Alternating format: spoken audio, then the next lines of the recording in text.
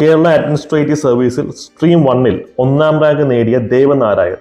അദ്ദേഹം എവിടെ നിന്നാണ് കേരള അഡ്മിനിസ്ട്രേറ്റീവ് സർവീസിന് വേണ്ട പ്രിലിംസ്, മെയിൻസ്, ഇന്റർവ്യൂ കോച്ചിങ് ഒക്കെ നടത്തിയത് എന്നുള്ള ഒരു കൺഫ്യൂഷൻ പല വിദ്യാർത്ഥികളും പങ്കുവച്ചിരുന്നു. അതിനുള്ള ഒരു ഉത്തരമാണ് ഈ വീഡിയോ. നിങ്ങൾ ഒരു കാര്യം മനസ്സിലാക്കുക, നല്ലൊരു വിദ്യാർത്ഥി എന്ന് പറയുമ്പോൾ അറിവ് എവിടെ നിന്ന് കിട്ടിയാലും അയാളെ സ്വീകരിക്കും. പ്രത്യേകിച്ചും ഇന്റർവ്യൂ ഘട്ടത്തിൽ. കേരള അഡ്മിനിസ്ട്രേറ്റീവ് സർവീസിന്റെ ഇന്റർവ്യൂ പ്രോഗ്രാംസ് പല അക്കാഡമീസ് റൺ ചെയ്തിരുന്നു. ഇദ്ദേഹവും പരമാവധി ഇന്റർവ്യൂ പ്രോഗ്രാംസ് അറ്റൻഡ് ചെയ്തിട്ടുണ്ട്.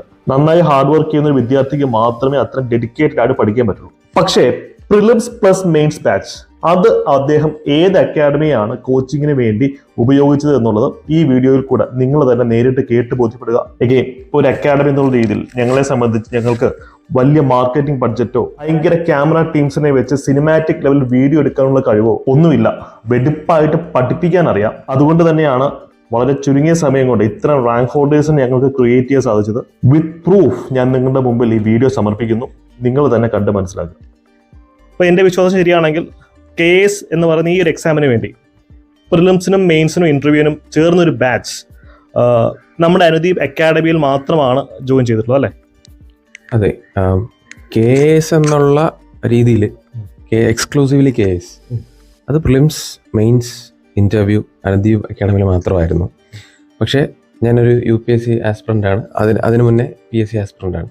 അപ്പോൾ ഇതുകൊണ്ട് തന്നെ ഞാൻ ഒരുപാട് അക്കാഡമീസുമായിട്ട് UPSC മേഖലയിൽ ബന്ധമുണ്ട്, ഈവൻ PSC മേഖലയിലും ബന്ധമുണ്ട്. പക്ഷേ KS എന്നുള്ളത് ആ ഒരു പ്രോഗ്രാം പൂർണ്ണമായിട്ടും അതെടുത്തിട്ടുള്ളത് അനുദീപ് അക്കാഡമിയിൽ നിന്നാണ്. പക്ഷെ അപ്പോഴും UPSC ഒരുപാട് അക്കാഡമീസായിട്ട് കൊളാബറേഷൻ ഉണ്ട്.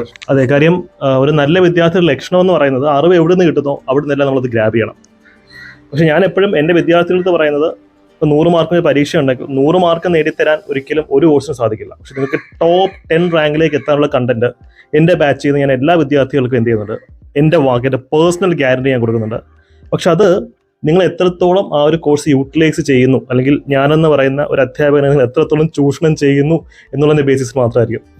ഈ ദേവൻ എന്നെ ഉറങ്ങാൻ സമ്മതിച്ചിട്ടില്ല. രാത്രി 2 മണിക്ക് പോലും എന്നെ എണീപ്പിച്ചിട്ട് ഡൗട്ട് ക്ലാരിഫിക്കേഷൻ എടുത്തിട്ടുണ്ടല്ലേ? തീർച്ചയായും 2 മണി, ചിലപ്പോൾ 2 മണിക്ക് അതിന് ശേഷം സാറിൻ്റെ ഫോൺ ചെക്ക് ചെയ്താൽ അറിയാം, വാട്സപ്പിൽ 2 മണി, 4 മണി, 6 മണി അങ്ങനെ. സോ എല്ലാവർക്കും ഒരു കൺഫ്യൂഷൻ മാറി ഞാൻ പ്രതീക്ഷിക്കുന്നു. ദേവനാരായണൻ ഹീസ് എന്താ പറയുക, നോളജ് സീക്കർ. അറിവ് എവിടെ നിന്ന് കിട്ടിയാലും അദ്ദേഹം സ്വീകരിക്കും. അതുകൊണ്ട് തന്നെ പല അക്കാഡമീസുമായിട്ട് അദ്ദേഹം അസോസിയേറ്റഡ് ആയിരുന്നു. ഞാനത് ഒഫീഷ്യലി തന്നെ ഡിക്ലെയർ ചെയ്യാണ്. കാര്യം പല തെറ്റിദ്ധാരണകൾ ഒഴിവാക്കാൻ വേണ്ടി പറയാണ്. KS പരീക്ഷയ്ക്ക് വേണ്ടിയിട്ടുള്ള prelims plus mains plus interview batch Devanarayanan ഞങ്ങളുടെ അക്കാഡമിയിൽ മാത്രമാണ് ജോയിൻ ചെയ്തത്.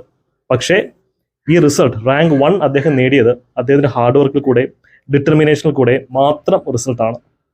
Push the competition.